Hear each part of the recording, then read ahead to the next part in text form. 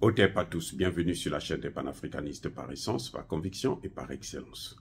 Celle des citoyens kémites par nécessité et obligation de combat.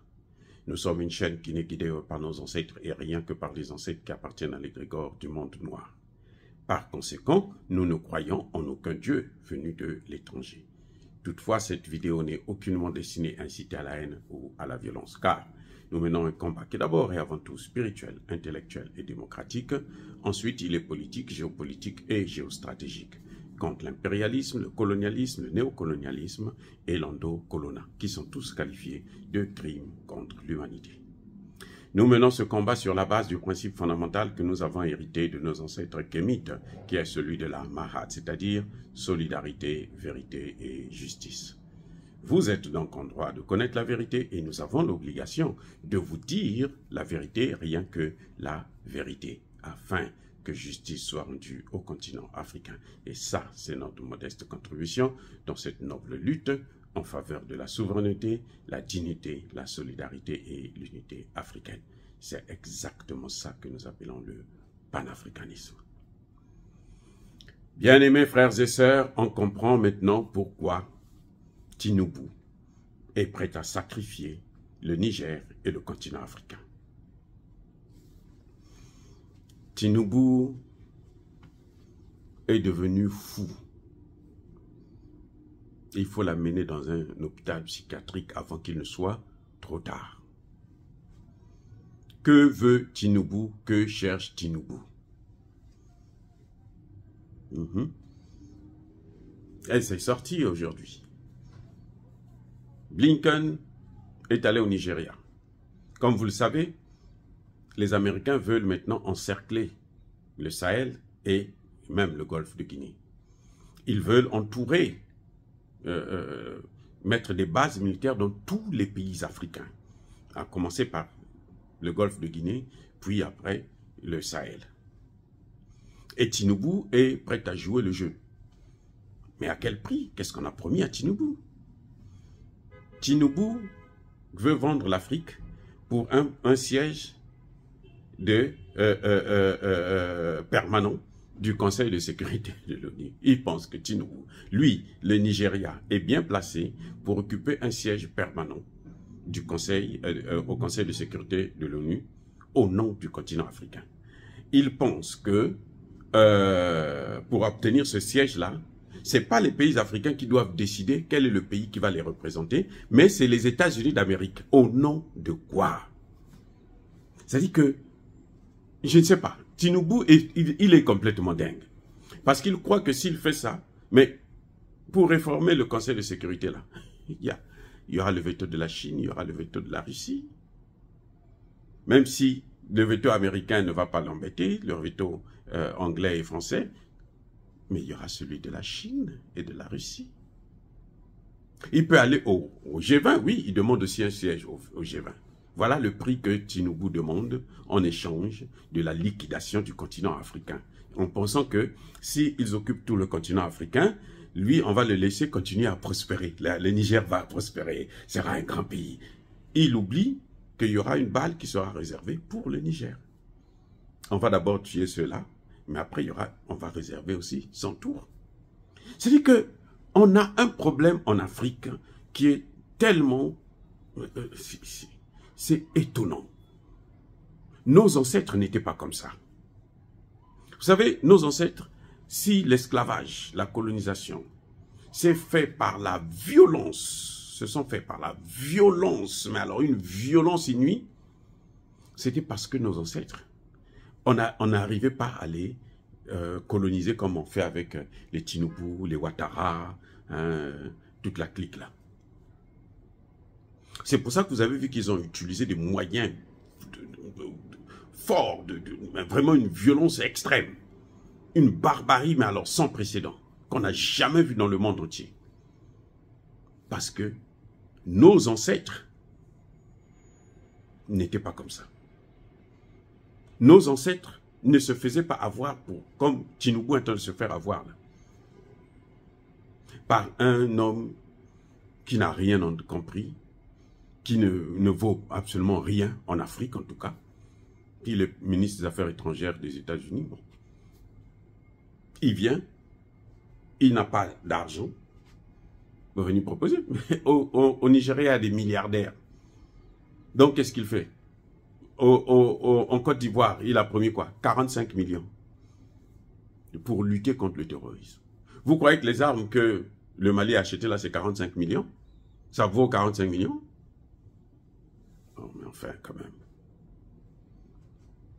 Donc, Tinubu veut échanger l'Afrique pour un siège à la fois de membres du G20, mais et aussi un siège de membre permanent du Conseil de sécurité. Mais, M. Tinubu, le Conseil de sécurité, là, pour le réformer, là, il faut que les 5 membres permanents là, puissent donner leur veto.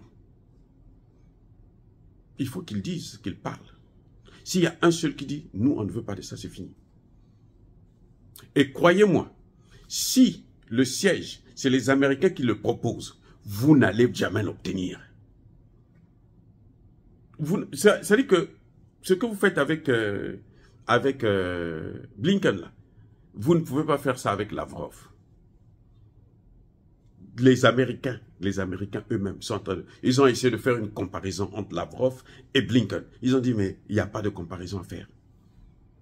Même sur le plan académique, sur la préparation, la compétence, il n'y a pas de... C'est-à-dire que c'est le sommeil et la mort entre Blinken et l'autre Lavrov. Donc, même si vous arrivez à... Les Américains arrivent à vous enculer comme vous le souhaitez, et croyez-moi qu'ils ne pourront pas vous donner un siège. D'abord, parce que ce sont des menteurs, mais alors, eux, ce qu'ils veulent, en ce net moment, ils ont besoin d'installer une base militaire au Nigeria. C'est tout. Le reste, là, ce n'est pas leur problème. On vous fait les promesses que vous... Les promesses n'engagent que ceux qui y croient. Et ils n'ont jamais respecté une seule promesse. Regardez l'Ukraine, la preuve. L'Ukraine, aujourd'hui, est abandonnée à son propre sort, après avoir perdu près de 500 000 hommes. Ils l'ont abandonné. Et donc, il y a aussi le fait que, pour qu'on vous donne ce siège-là, en principe, c'est tous les pays africains qui devraient s'asseoir pour choisir quel est le pays qui va les représenter. Parce que vous partez au nom de l'Afrique, vous ne partez pas au nom du Nigeria, que non, moi je suis une puissance, donc moi je vais avoir un siège. Non, mais il y a des puissances mieux que vous. L'Allemagne aussi a besoin d'un siège. Le Japon a besoin d'un siège. Pourquoi on ne leur a pas donné ça? Donc arrêtez de rêver, Tinubu. Maintenant, ce qui concerne le G20. Mais, M. Tinubu, vous êtes en retard ou quoi? Le G20, là, c'est le monde unipolaire. Maintenant, là, les Makambami Koloyo, ce qui est aujourd'hui à la mode, là, c'est le monde multipolaire. Le monde unipolaire, là, a fait ses preuves jusqu'au moment où nous parlons et il a échoué.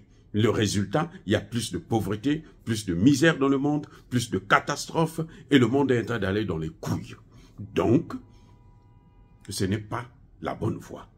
Maintenant, les gens veulent essayer le monde multipolaire. Monsieur Tinubu, arrêtez de vous droguer. Arrêtez de vous shooter avec la cocaïne ou je ne sais pas quoi. Arrêtez ça. Et regardez les choses en face. L'Afrique, là, le continent africain, n'a jamais dit que celui qui va les représenter, c'est celui qui a le plus de richesse. Nous savons aussi que les milliardaires que vous avez là, au Nigeria, ont tous des liens, ils sont tous attachés aux États-Unis, à l'Angleterre, aux pays occidentaux. Nous le savons. Ce n'est pas des gens qui travaillent honnêtement, sérieusement, et qui émergent dans le business. Non, c'est des gens qui sont liés à des réseaux américains, anglais, français, européens, otaniens. C'est pour ça que vous avez autant de milliardaires.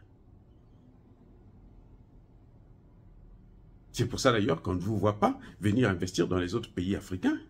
C'est pour ça justement que le système que vous avez, c'est un système où il y a plus de milliardaires et plus de pauvreté aussi. Donc le nombre de milliardaires augmente au même titre que le nombre de pauvres. Ce n'est pas un pays développé. C'est comme les États-Unis. Aujourd'hui, on peut dire que les États-Unis, ce n'est pas un pays développé. La première économie du monde, où vous avez 60 millions de pauvres, pour une population à peine de 300 millions d'habitants. Regardez la Chine, comment les Chinois vivent. Mais regardez la Libye, qui était un pays qui n'avait pas le même revenu le même PIB que le Nigeria. Le niveau de vie était le plus élevé au monde entier. Mais la grandeur, la richesse d'un pays, c'est d'abord ça. La vie que mènent ces populations, c'est pas parce que, bon, on a des milliardaires qui se pavanent, on sait tous que ces milliardaires, beaucoup parmi eux, ils sont plongés dans l'histoire de la drogue, dans les trafics de tout genre, y compris des êtres humains. On le sait. Donc, qu'est-ce que vous voulez nous apprendre, Monsieur Tinubu? Vos complicités avec les Américains pour détruire l'Afrique, ça passe plus, mon cher. Ça ne passe plus.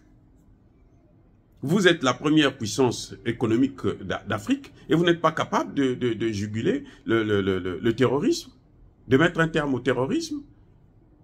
Regardez comment Boko Haram continue de faire des massacres. Mais commencez d'abord par ça. En France, il n'y a plus le terrorisme. Aux États-Unis, il n'y a pas le... Quand il y a le terrorisme chez eux, là, eux-mêmes, ils sont mêlés où? Eux-mêmes, il y a des gens qui sont mêlés dedans. Ce n'est pas quelque chose de gratuit. Et le terrorisme qui est venu dans le Sahel, c'est l'œuvre des Occidentaux qui sont allés faire la guerre en Libye. On n'a pas vu les États-Unis, le Nigeria dire non, nous sommes une puissance, vous n'intervenez pas en Libye. Une puissance se reconnaît parce qu'elle se mesure avec d'autres puissances. Ah, je reprends. Une puissance se reconnaît parce qu'elle arrive à combattre une autre puissance. Depuis quand on a dit que la Russie est la deuxième ou maintenant la première puissance militaire du monde? Depuis quand? C'est quand elle est en train d'affronter l'OTAN. On a vu, la Russie utilise 7000 obus. 7 millions, j'allais dire. 7000 millions. 7000 millions. 700 millions d'obus. 700 millions d'obus par an. L'Ukraine est à peine à 200-300. Oui. Donc, et l'Ukraine reçoit des États-Unis, la France, l'Allemagne, l'Italie, l'Angleterre et toute la panoplie des pays de l'OTAN. Ils sont près de 30 plus. Mais ils n'arrivent pas à avoir le nombre d'obus. Même pas la moitié de ce que la Russie produit. C'est comme ça qu'on reconnaît une grande puissance. Vous dites, moi, je suis la première puissance économique d'Afrique. C'est quoi? Alors, voici, vous nourrissez qui? Vous nourrissez quel pays d'Afrique? Vous êtes même incapable d'avoir une monnaie de l'Afrique de l'Ouest. Regardez comment Emmanuel Macron est venu vous imposer. Vous êtes plié. Vous êtes mis à genoux. Vous avez été incapable de parler. Votre monnaie à vous-même, votre propre monnaie est flottante. Aucune valeur. Vous sortez avec le Naira, là c'est zéro. Commencez par régler ces problèmes-là pour qu'on sache que non, ah mais oui, on peut faire confiance à ce pays. Eh oui, c'est incroyable, monsieur Tinubu. Si vous voulez avoir une base, mettre une base militaire américaine chez vous, faites-le parce que vous le voulez. Mais ne partez pas au nom des Africains parce que vous voulez le bonheur des Africains, parce que vous n'êtes pas capable même de rendre heureux les siens, les vôtres. Vous êtes en train de mener, vous avez un système économique qui est identique à celui des Américains. Et je vous rappelle encore une fois de plus, 60 millions de pauvres, 20 millions de sans-abri. Vous croyez que c'est un pays développé? Vous croyez que c'est un pays riche? Il y a des gens qui sont riches, oui. Il y a une minorité de riches. Mais ce n'est pas un pays riche. Non, je suis désolé. Si c'était un pays riche, mais les gens ne devraient pas vivre dans une extrême pauvreté, pire que chez nous en Afrique. Il y a des gens ici, là, qui sont pires que chez nous en Afrique. Et même quand vous êtes homme d'affaires, là, si vous chutez, là, vous allez voir comment vous allez, la vie que vous allez mener. Il y en a qui sont devenus clochards. Ils n'arrivent même pas à avoir un logement. Même une chambre, là, pour être roumette, ils n'arrivent pas. Non, monsieur Tinubu, arrêtez de sacrifier l'Afrique. L'Afrique n'a pas besoin de ça. Nous savons comment vous avez été élu. Donc arrêtez maintenant de continuer. Si vous avez signé des accords avec eux, ils vous ont aidé pour que vous puissiez être là. Afin que vous puissiez sacrifier l'Afrique, l'Afrique ne vous appartient pas. l'Afrique appartient aux Africains. Et que personne, maintenant personne, ne pourra encore prendre l'Afrique des mains des Africains. Dire cela, c'est inciter à la haine ou à la violence, non. Encore une fois de plus, bien-aimés frères et sœurs, je persiste et je signe. Soyez bénis, soyez abondamment bénis par le Dieu des Kémites et par nos ancêtres angélisés. Mais que tous ceux qui persécutent le continent africain le pillent et le déstabilisent, qu'ils soient noirs, blancs, chinois, arabes, juifs, indiens ou qui qu'ils soient punis, maudits, foudroyés, neutralisés, écrasés, effacés par le Dieu des Kémites et par nos ancêtres angélisés. Vive l'Afrique éternelle, j'ai dit et j'assume.